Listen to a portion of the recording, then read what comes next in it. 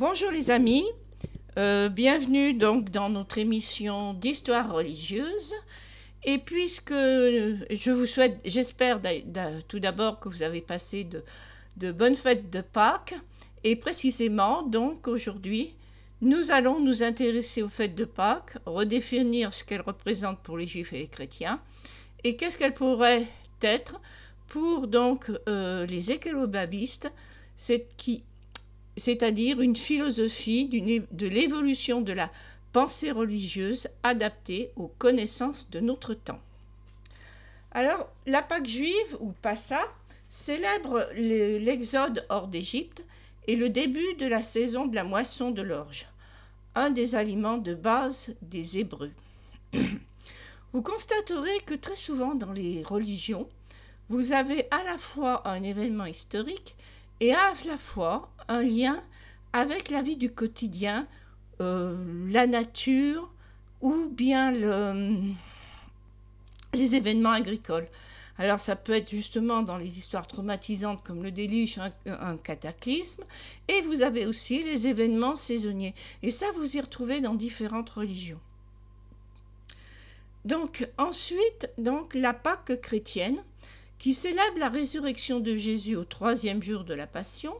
Or, à aucun moment du récit biblique, la mort est certaine, puisqu'il est descendu de croix sans connaissance, mais sans avoir eu les jambes brisées. Et donc, sans avoir eu, le fait de briser les jambes entraîne un affaissement du corps et la mort par asphyxie. Donc, le fait qu'il n'ait pas eu les jambes brisées, et qu'il a été descendu tout de même assez rapidement, puisque je vous rappelle, la mort d'un crucifié, ça peut durer très longtemps, plusieurs jours. Donc, on peut penser qu'il s'agissait d'un malaise lipothymique, soit lié à la douleur, les pertes de sang, le décès, lui, ayant pu survenir ultérieurement, évidemment, suite aux complications liées aux blessures. À signaler, Jésus a des soutiens chez les Romains, et celui au pied de la croix se déclare croire en lui. Donc on peut se dire que peut-être bien tout a été fait pour qu'il y ait une mise en scène de sa mort, mais sans qu'il décède vraiment. Les écolo-babistes tentent de reconstituer le fil historique le plus plausible et donnent au mot résurrection une résonance de notre temps.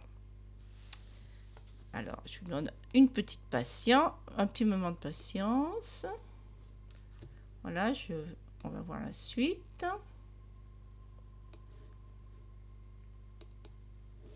Alors, donc, voilà, reconstituer le fil historique le plus plausible. Et quel sens nouveau, moderne, peut-on donner donc au mot résurrection qui est à la base de la croyance chrétienne?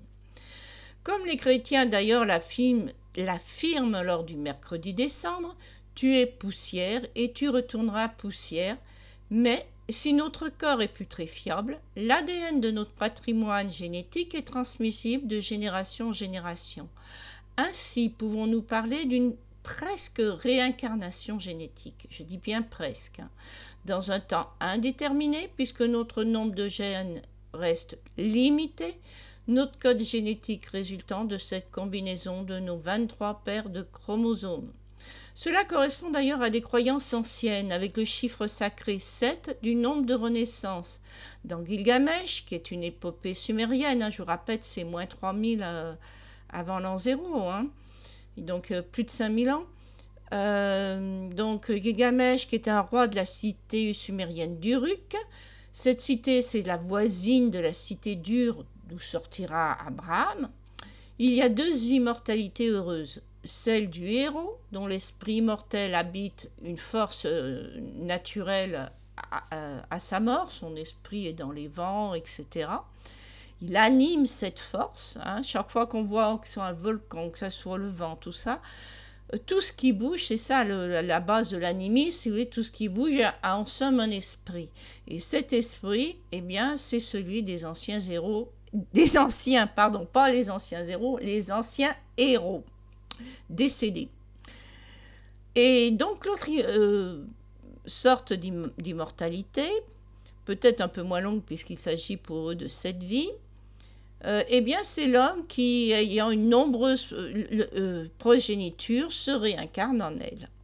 Certains passages des évangiles s'en font écho. Alors, petite parenthèse, par exemple, chez les Juifs, bon, ça va prendre la forme que l'esprit du grand-père, transmis par la femme, qu'on retrouve dans l'islam avec l'idée que la femme est un terreau amorphe, une terre fertile, est transmise au fils.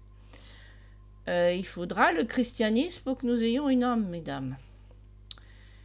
Donc, si vous voulez, il y a ça hein, qu'il faut différencier. Pendant très longtemps, on parle d'esprit. L'esprit, c'est en fait, c'est presque ce qui correspondrait à nous actuellement à une sorte de Dieu. Parce qu'en fait, c'est l'esprit de la collectivité, l'esprit de la tribu, l'esprit d'une race. Et c'est quelque chose en commun, en somme. Et l'âme, elle, va apparaître avec l'individualisation de la société. Ça, c'est dans une autre vidéo que je vous explique ça. Bon, donc revenons à nos affaires. Donc, je vous disais, réincarnation, oui, par la progéniture. L'homme qui a une nombreuse progéniture, ou le héros, eh bien, ces deux-là sont heureux. Certains passages des évangiles s'en font écho. On demande... Es-tu Jérémie ou es-tu Élie? Carrément, hein, c'est Élie, Jérémie qui revient. Est-il demandé successivement à Jean-Baptiste puis Jésus? Alors dans Matthieu, chapitre 11, versets 13 à 14, on trouve « En effet, tous les prophètes et la loi ont prophétisé jusqu'à Jean. Si vous voulez bien l'accepter, c'est lui, l'Élie, qui devait venir. » Jésus donc apparaît ici comme un disciple de Jean et Jean comme le Messie. Ce n'est qu'à 30 ans après la mort de Jean que Jésus prophétisera. Ou encore dans Matthieu 16, versets 13 à 16, encore plus marqué, Jésus, étant arrivé dans le territoire de Césarée de Philippe, demanda à ses disciples « Qui dit-on que je suis, moi, le Fils de l'homme » Ils répondirent « Les uns disent que tu es Jean-Baptiste, les autres Élie. Les autres Jérémie ou l'un des prophètes. Et vous, dit-il, qui dites-vous que je suis? Simon Pierre, alors bon, la réponse on connaît, il va lui dire, tu es Jésus, le Christ. Un petit instant.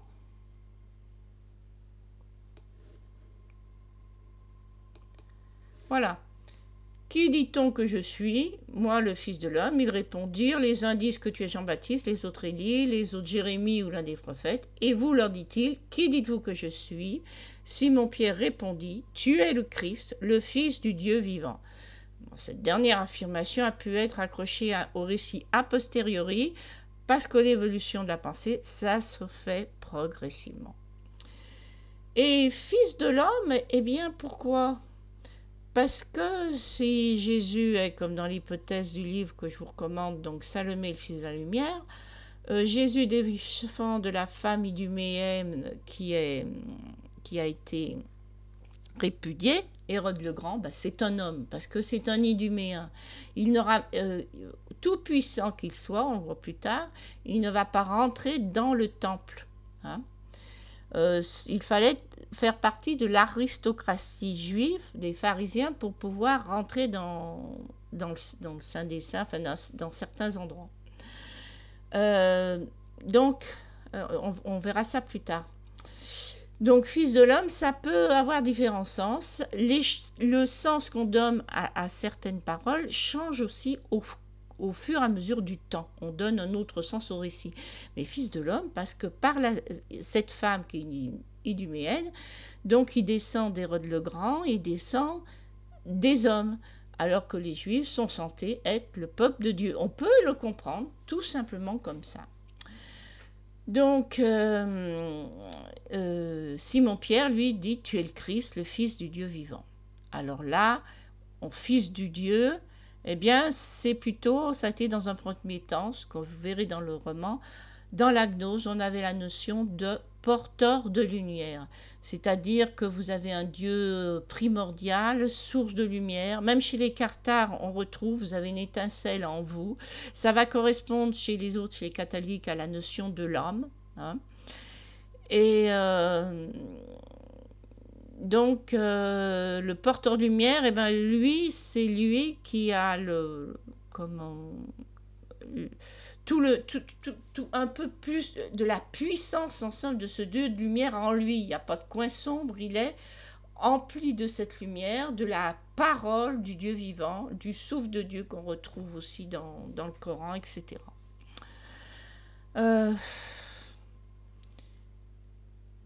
Donc, fils de Dieu, ben, parce qu'après, chez les Grecs, vous savez, vous avez les dieux qui ont des fils. Hein. Donc, ensuite, vous avez les langages qui se simplifient, qui se réduisent, qui se popularisent, et les mots évoluent.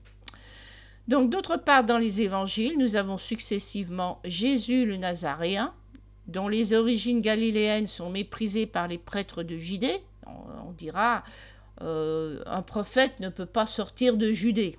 Hein.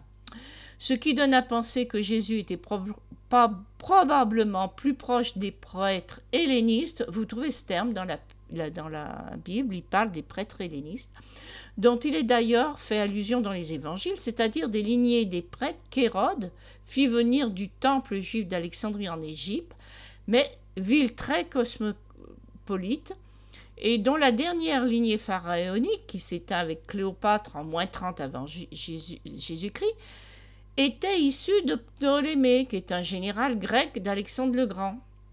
Ensuite, donc après Jésus le Nazaréen, nous avons le Christ de gloire après la résurrection et un avertissement sur la venue de l'Antéchrist qui précède l'Apocalypse. Alors nous allons par la suite faire le lien avec ces différentes appellations et l'histoire. Donc Jésus le Nazaréen, si vous voulez mieux le connaître, vous allez voir donc dans Salomé et le Fils de la Lumière, aux éditions Baudelaire, donc que je vous montrerai à la fin. Et maintenant, on va voir quel enseignement donc on peut tirer de l'histoire pour comprendre les évangiles.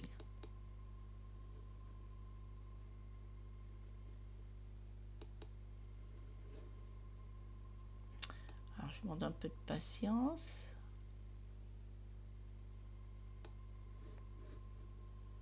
Voilà.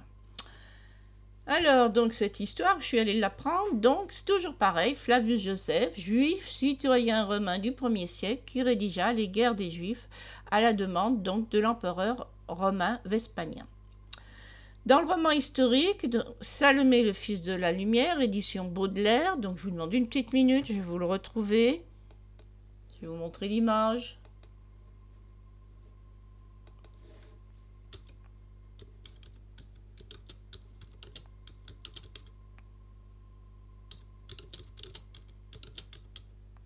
Un petit instant, perdez pas patience.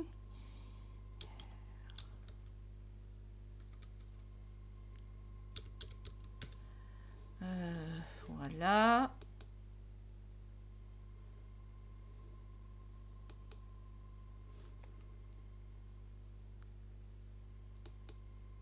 Voilà, vous voyez, Salomé, le Fils de la Lumière, Jésus le Nazaréen, et édition Baudelaire. Bien, revenons à nos moutons.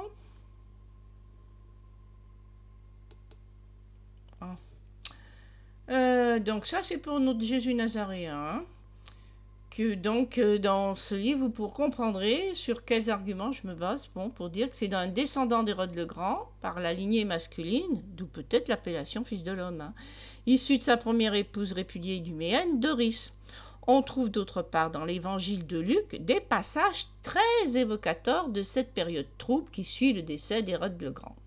Le dernier testament d'Hérode désignait son fils Hérode Archélaüs, donc qui descendait de son épouse samaritaine, pour lui succéder. Mais ce dernier devait faire confirmer sa royauté à Rome par l'empereur. Mais au moment où il s'apprêtait à partir, des troubles éclatèrent au temple.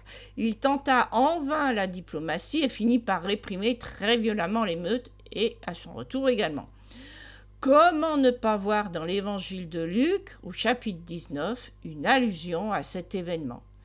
Jésus ajouta une parabole parce qu'il était près de Jérusalem et qu'on croyait qu'à l'instant, le royaume de Dieu allait paraître. Donc, royaume de Dieu, mais à une époque, en fait, c'est plutôt le royaume de Dieu. Bien, en fait, c'est la Judée. Hein. C'est là où il y a le temple de Dieu, en fait, tout simplement. Et quand c'est qu'on va restaurer, donc, une dynastie. Il dit donc, un homme de haute naissance s'en alla dans un pays lointain pour se faire investir de l'autorité royale. Comment ne pas voir Archéléos, le fils d'Hérode le Grand, qui s'en va à Rome pour se faire investir par l'empereur de la royauté en Judée. Bon, je ne sais pas, hein, et en plus c'est exactement la même époque. Je vous rappelle, Hérode le Grand est mort en -4. Jésus serait né autour de -2. Et donc, c'est donc bien à cette période-là qu'il va aller à Rome. Donc, et ensuite, il revient. Alors, il appela 10 de ses... Alors, ça, c'est dans les évangiles, hein, donc ça, c'est la parabole. Il appela 10 de ses serviteurs, leur donna 10 mines et leur dit « Faites-les valoir jusqu'à ce que je revienne. » Mais ses concitoyens le haïssaient. Vous verrez dans le livre Salomé et le Fils de la Lumière pourquoi ils le haïssaient. Hein. C'est un peu long à raconter. Et ils envoyèrent une ambassade auprès de lui pour dire « Nous ne voulons pas que cet homme règne sur nous. » Ah bah dis donc, c'est précisément, ça a été qu'une série d'émeutes, parce qu'il y avait d'autres prétendants qui voulaient la place. Surtout qu'il y avait un problème, parce que si vous voulez, sur le testament, son épouse samaritaine avait 2 fils. Elle avait Archéléos, et l'autre qui était... est-ce que c'était pas déjà Agrippa? Écoutez, j'ai un petit trou. Enfin bon, bref. Donc, il y avait 2 fils. Et c'était l'autre fils, le second, qui était désigné sur le testament. Et le changement a été fait parce qu'il y a eu, en somme, un nota bene rajouté à ce testament, qui avait déjà changé au moins 3 fois. Hein. Donc, évidemment, il y a des gens qui ont contesté, qui ont dit on a très bien pu rajouter ce nota bene, ce clausus-là, qui a eu tout un laïus, hein, avec juste une ligne qui dit bah non, finalement, c'est Hérode Archéléos, et ça, juste avant la mort d'Hérode le Grand. Hein. Et ça met le doute sur Salomé, qui, la sœur d'Hérode le Grand, donc la seule à pouvoir vraiment approcher Hérode le Grand, et qui, dans les derniers instants d'Hérode, aurait très bien pu modifier le testament. Hein. Bon, alors ça, vous retrouverez ça dans d'autres vidéos. Donc ça explique hein, ce climat d'émeute, parce qu'aux yeux de certains, il n'est pas légitime. Nous ne voulons pas que cet homme règne sur nous. Lorsqu'il fut de retour, après avoir été investi de l'autorité royale, en fait, Rome va dire, bon, bah, puisqu'il n'est pas tellement trop admis dans le pays, eh bien voilà, il va gouverner, il sera gouverneur, et si ça se bat bien, qu'il ramène le calme, eh bien, il sera couronné roi. Donc, il fit venir auprès de lui les serviteurs auxquels il avait donné l'argent afin de connaître comment chacun l'avait fait valoir. Bon, en fait, à son tour, il voit qui lui était fidèle et qui agite le peuple contre lui. Hein. Je pense que c'est un peu l'équivalent. Au reste, amenez ici mes ennemis qui n'ont pas voulu que je régnasse sur eux et tuez-les en ma présence. Et il était réputé pour être très cruel. Alors cette parabole auquel il est bien difficile de donner un sens, tout de même, elle colle assez bien à l'histoire.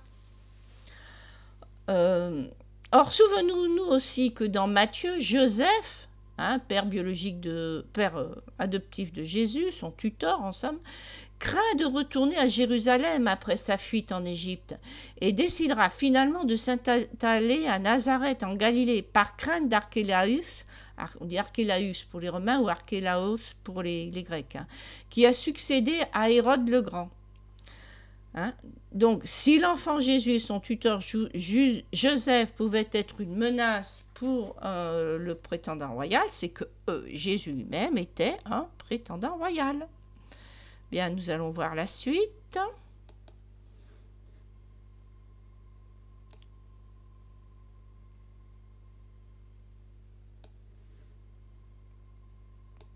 Voilà, donc ce que je vous disais.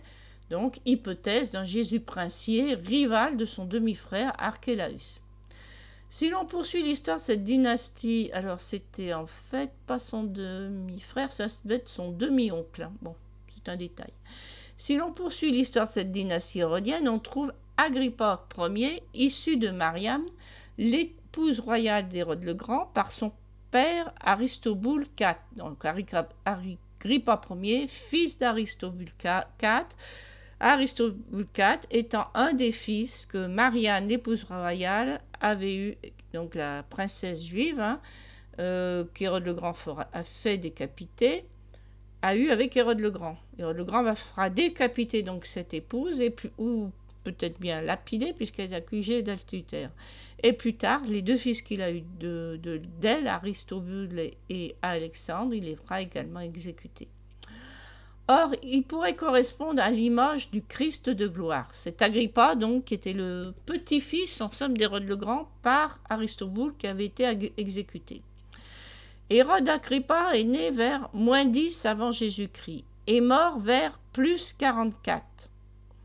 Petit-fils d'Hérode le Grand, est le dernier roi juif de Judée. Donc on se demande même dans l'évangile de Luc, où on vous parle de ce fameux recensement, où il y a des querelles entre historiens en disant oui mais il y en a eu un vers -2 aussi, peut-être aussi en -10, vous voyez, vous avez la naissance d'Agrippa. Donc c'est aussi cet Agrippa qui est peut-être présenté comme un Christ, et que vous avez ce recensement qui correspond à -10, effectivement, qui est la date de naissance d'Agrippa. Donc on a bien des mélanges de Christ là-dedans. Donc après l'assassinat, alors tout ça vous retrouvez là, je vous conseille de voir Hérode Agrippa Ier sur Wikipédia. C'est tiré de là. Après l'assassinat de Caligula, il joue à Rome un rôle de premier plan dans l'ascension de Claude à la tête de l'Empire. Claude, l'empereur romain, à la tête de l'Empire en 41. Donc vous voyez, les princes de Judée, c'est tout de même des personnages importants. Ils font leur éducation, tout ça, on leur donne des terres ensuite par l'empereur romain, que ce soit en Judée ou ailleurs. Donc c'est des princes de l'Empire, plus même que les princes de Judée.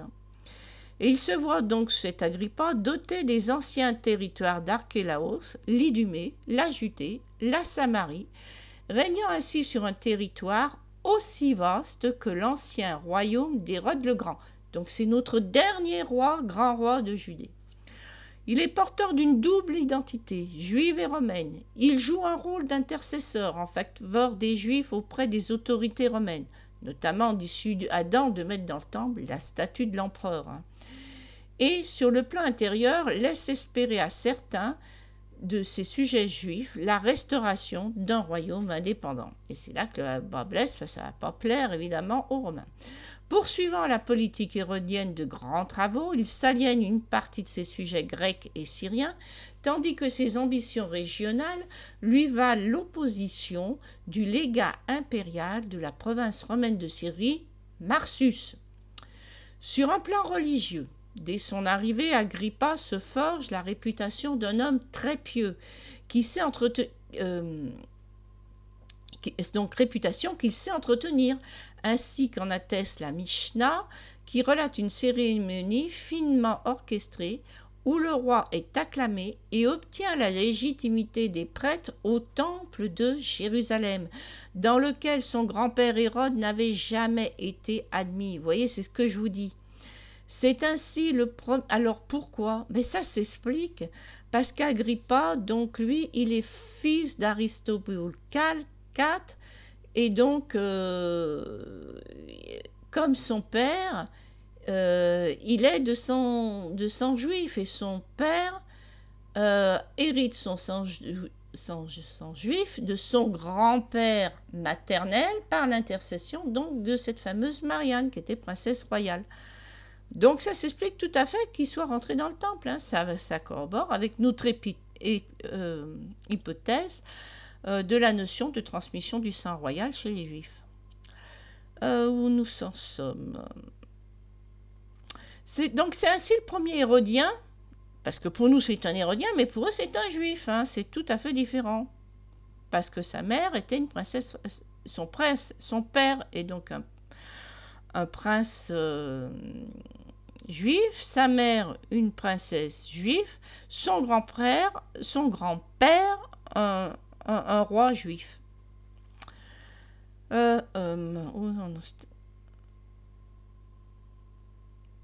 Donc, il meurt subitement, peut-être empoisonné en 44, après seulement 3 ans de règne sur la Judée, lors des Jeux de Césarée, en l'honneur de l'empereur. Patronnant les Jeux, il y apparaît dans une parure d'argent éblouissante, devant la foule qui l'acclame et le compare à un dieu. Une remarque blasphématoire pour un juif, contre laquelle le roi ne proteste pas. Donc vous voyez, c'est un peu ces princes de Judée qui ont une éducation à la romaine, qui sont éduqués à Rome, eh bien eux aussi, ils finissent, on a presque ce basculement qui se fait vers le paganisme, où eux aussi, bon, cherchent à se faire un peu reconnaître comme fils de Dieu. Donc cette notion de fils de Dieu, cette notion de Christ de gloire, à mon avis, elle nous est apportée par Agrippa Ier, et la vie d'Agrippa Ier s'est intégrée à la vie de Jésus, le Nazaréen, qui lui descendait de l'Iduméenne. Donc, où on en est? Oui, donc il meurt en 44.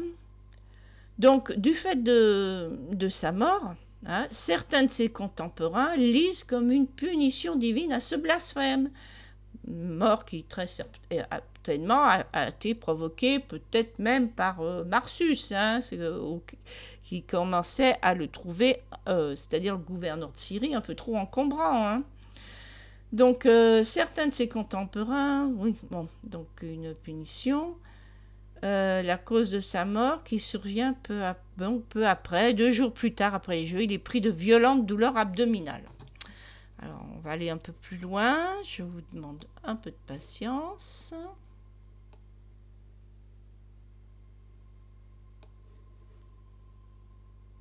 Voilà. Donc, de douleurs abdominales, et il meurt après 5 jours d'agonie. Donc, à cette époque, vous mourrez à la bataille, c'est héroïque. Vous mourrez avec 5 jours d'agonie, c'est une punition divine, c'est mal parti. Donc, du coup, ça ne va pas prendre hein, pour les Juifs l'histoire de fils de Dieu, parce que, ils y voient une punition divine. Hein. Donc, il avait 53 ans. Ce qui, pour l'époque, était relativement âgé. Hein. Les causes précises de sa mort sont inconnues, mais dès cette époque, les bruits d'empoisonnement circulent. Donc peu importe qu'il ait été empoisonné ou pas, ce qui compte, c'est ce que les gens pensent. Mais on ne peut pas totalement mettre à l'écart une maladie intestinale, une péritonite, une appendicite. C'est possible. Donc je vous renvoie à Wikipédia. Donc on va faire un petit tour. Là, je vais vous montrer d'ailleurs Wikipédia. Un petit instant.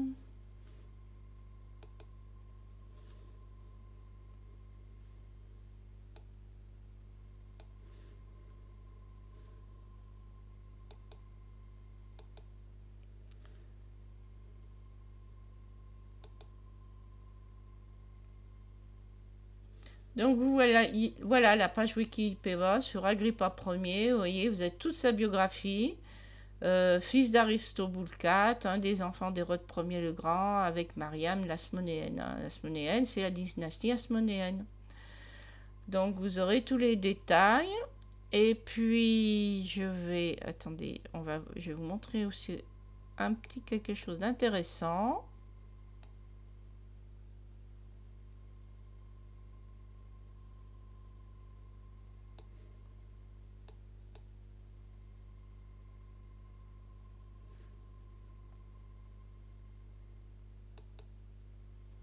Alors sur cette même page, bon, j'ai grossi l'image.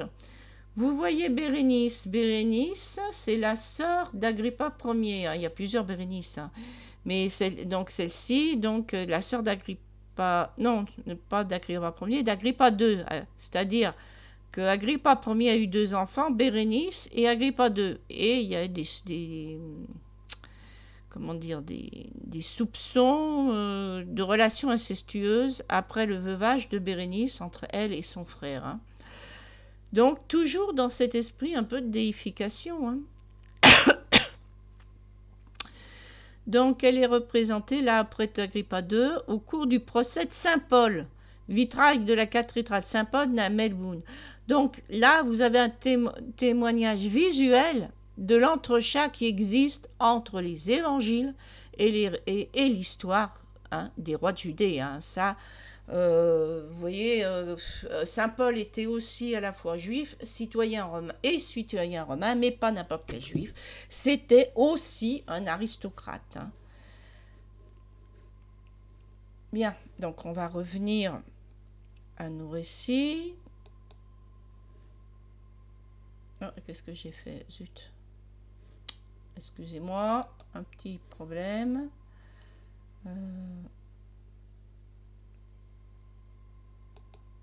Voilà. Ensuite, bon, mais bien, on va passer cette image d'Antéchrist. Alors là, je vous invite à lire, c'est la vie d'Agrippa II. Donc vous allez sur Wikipédia, vous savez, Agrippa II, c'est celui que je viens de vous montrer là sur l'image de la cathédrale. Hein. Donc, fils d'Agrippa Ier, qui aux côtés des troupes romaines participa au siège de Jérusalem, parce qu'en fait, quand Agrippa Ier meurt, son fils Agrippa II est très jeune. Il ne peut pas gouverner la Judée, qui est vraiment un pays trop mouvementé. Donc les Romains vont remettre un gouverneur, et lui, plus tard, on va lui donner des terres, mais en dehors de la Judée. Et il devient, en somme, petit à petit, il s'intègre totalement, si vous voulez, à l'aristocratie impériale. Il n'a plus trop de rapport avec la Judée. Il n'est pas aimé, il est chassé, un peu mal accueilli quand il sera en Judée. Et au moment de la révolte donc des Juifs, donc faut lire le détail ou se reporter donc au livre de la guerre des Juifs de Flavius Joseph, eh bien lui, il va participer aux représailles d'abord des rebelles, et puis ça va mal se passer parce qu'il va falloir faire le siège. Le temple de Jérusalem va brûler. Pour les Juifs, eh bien, ça signifie vraiment Dieu est révolté de cette guerre entre Juifs et que Dieu abandonne Jérusalem. Hein. Donc, destruction du temple en 70 après Jésus-Christ. Et enfin, donc, Agrippa II, les rebelles, eh bien, il va les mettre en esclavage. Hein. Il ne va même pas sauver ceux qu'on lui remet. De toute évidence, donc, alors il a cette figure d'antéchrist pour deux raisons. D'une part, il ne respecte pas, si vraiment il a une relation sexueuse avec sa sœur, c'est interdit par le judaïsme. Ensuite, eh bien, il est du côté romain lors de la destruction du temple. Hein. De Jérusalem. Quoi. Bon, le temple, on ne sait pas si c'est les rebelles, entre les rebelles, bon, ou si c'était une volonté romaine, mais de détruire ce temple, on ne sait pas trop. De toute évidence, les évangiles, tout comme les autres récits religieux, aussi bien l'Ancien Testament que le Coran, sont des synthèses anachroniques, donc de récits historiques dont on tire une morale. Notre Pâques écolobabiste, donc, nous invite à protéger notre patrimoine génétique pour une résurrection que célèbre la Pâque chrétienne et à sortir des temps de l'obscurantisme. Tout comme la Pâque juive nous rappelle les Hébreux sortis d'Égypte pour construire un monde de paix, à même de faire face aux grands enjeux écologiques de notre temps, que ce soit le risque d'un cataclysme volcanique, d'une montée des eaux, nouveau déluge, ou du risque climatique et donc agricole pour nourrir la population mondiale. Donc vous voyez, c'est toujours, on peut transposer. Vous avez la Pâque juive, c'est la sortie des Juifs, c'est la Renaissance. Eh bien nous, il faudrait qu'on arrive à faire notre Renaissance, qu'on sorte de nos problèmes de guerre entre pays, les retraites, tout ce que vous voulez. C'est important, pour les gens dans leur vie au quotidien, mais il faut régler ça rapidement pour penser qu'on a un enjeu vital pour les générations qui viennent. Hein. On a notre mutation, notre sortie d'Égypte à faire, et là, ce n'est pas la sortie d'Égypte, c'est la sortie de l'obscurantisme.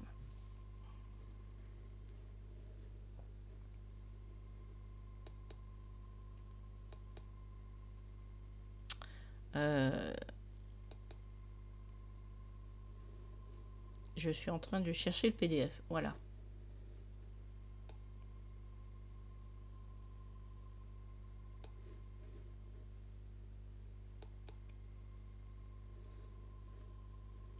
Voilà, tout comme la Pâque juive nous rappelle les Hébreux sortis d'Égypte pour construire un monde de paix, à même de faire face aux grands enjeux écologiques de notre temps, que ce soit le risque d'un cataclysme volcanique, d'une montée des eaux, nouveau déluge, voilà.